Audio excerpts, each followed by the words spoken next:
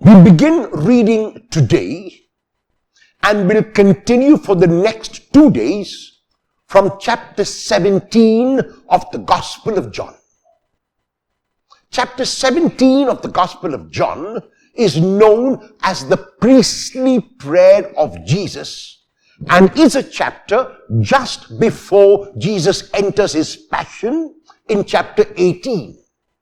This priestly prayer of Jesus is divided into 3 parts, and we will hear the first part today from verses 1 to 11 of chapter 17. In these verses, Jesus is simply thanking the Father. His heart is filled with gratitude to the Father because the Father has given Jesus the strength to inaugurate his mission, has accompanied Jesus on his mission, and has confirmed his mission many times. The mission which Jesus came to inaugurate and the mission which Jesus continued was a mission of wholeness. If it can be summarized in one phrase, Jesus had come to reconcile the world to God, to bring back people from the furthest extent they had gone to the closest they could come to God's heart. And he did this not only through the words that he spoke, but through the actions that he performed.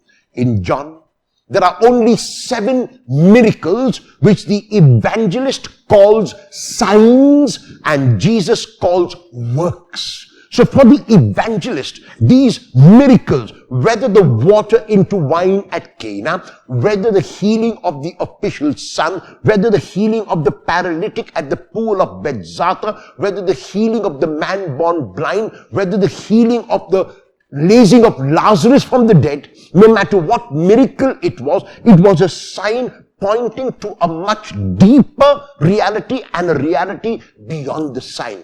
And the reality was this, that God had sent his Son into the world not to condemn the world, but that the world might be saved through him.